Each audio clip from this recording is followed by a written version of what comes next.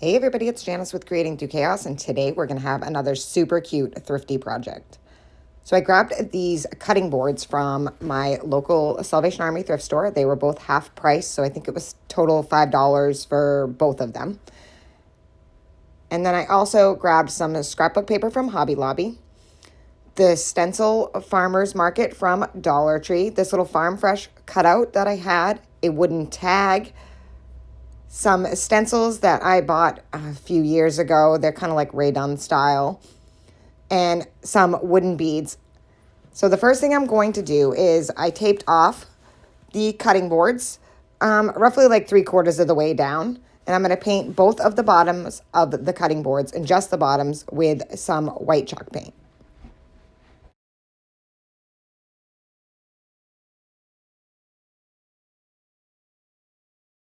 Now that I have them both painted white, I'm going to peel off the tape, and that should give you a nice crisp line. And as you can see, I got some paint on the top half of the little one. I just used a baby wipe and wiped that off. Next, I'm going to take some brown wax, and I'm going to wax right up to the line. I didn't put tape over. I just was really careful where I added the brown wax, and I did this to both of them. So now both the tops are stained and the bottom is white. Next, I'm going to take some tape, and I'm going to lay it right above that white line. And then I'm going to lay another piece of tape on top of that one, and then I'm going to pull that one from the center. And this is just so that I get a perfectly crisp line and it's all even. Then I'm going to add another piece of tape right on the white line again. And this is going to give me a small space in between those two pieces of tape. And I'm going to do this on both of them, the big one and the small one. And I'm going to paint that area with some black paint.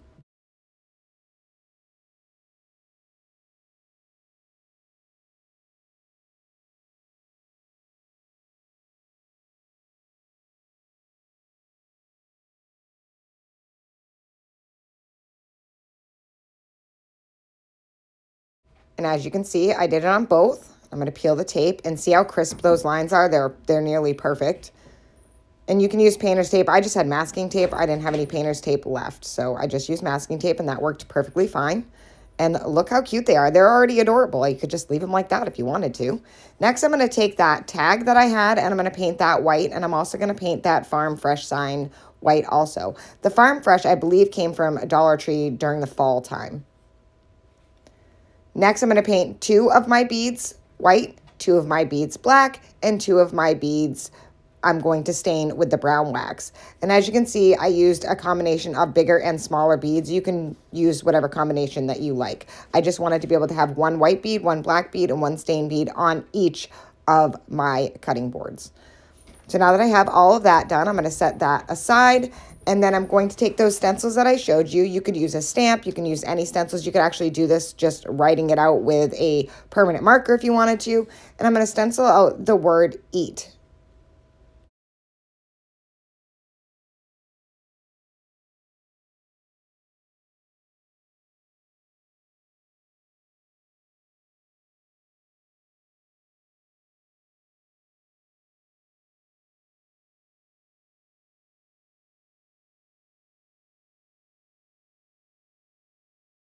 And once I had that all done, I'm going to take that Farmer's Market stencil from Dollar Tree, and I'm going to lay that in the center of the large cutting board right on top of the white.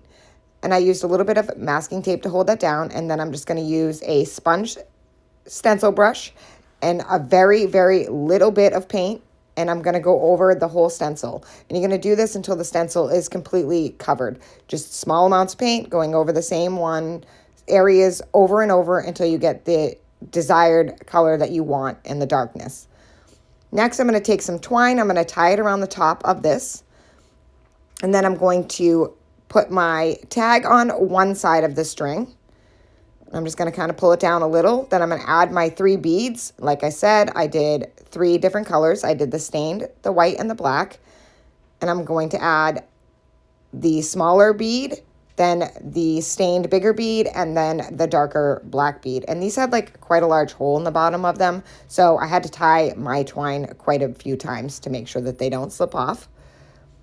So I'm just going to make sure that they're not going to pop off. And then I'm going to let them hang down a little bit. As you can see, I didn't go all the way to the top. And then I'm going to tie On the tag, the same way, just add a knot so that it won't fall off. And then I'm going to trim my edges. Then I'm going to take some more twine and I'm going to tie it around the top in just a bow.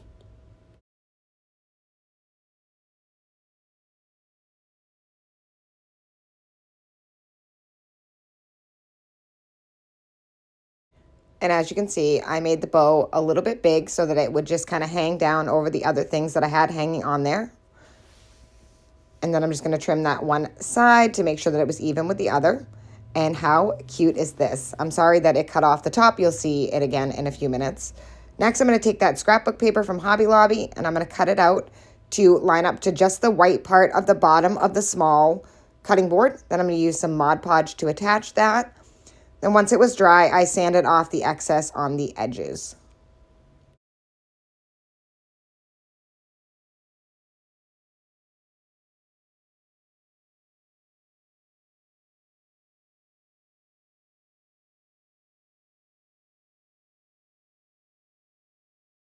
Once that was all dry and sanded, I'm going to take the Farm Fresh cutout and I'm going to add that right to the top. And I went a little bit over on the black with it and some on the brown, and I painted it white so that it would contrast with those two colors. I'm just going to add a little bit of hot glue all over the whole thing, and then I'm going to press and hold it until it's adhered.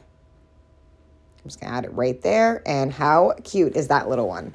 Next, I'm going to take some twine and I'm going to run it through the back side. So I did both pieces through, and then I'm going to kind of pull it through on the other sides there, like through the loops, and then I'm just going to tie it off in the center.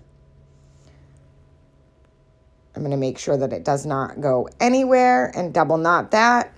Then I'm going to slide my beads through. And like I said, I did the 3 different colored beads on this one also. So I did the black bead first, then the stain bead, and then the white bead. And once I had those all on, I'm just going to tie in the bottom in a knot to make sure that they don't slide off, just like I did with the first one. And I think this is so adorable. How cute are these? And to believe that they were from a thrift store. Next, I'm going to take a little bit of black paint on my sponge stamper and just kind of go around the edges on the white to kind of give it more of a rustic look.